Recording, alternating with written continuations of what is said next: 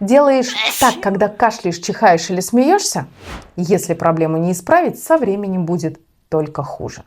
Я реабилитолог София Агапова, и я восстанавливаю тело дистанционно методом физической реабилитации. Подписывайтесь. Ослабленные мышцы тазового дна можно восстановить. Методика давно известна, но важно выполнять ее правильно. Как восстановить мышцы тазового дна, я научу вас на своем бесплатнике 20 и 21 февраля. Обучение пройдет в моем телеграм-канале. Ссылку на него я пришлю в ответ на любой комментарий под видео.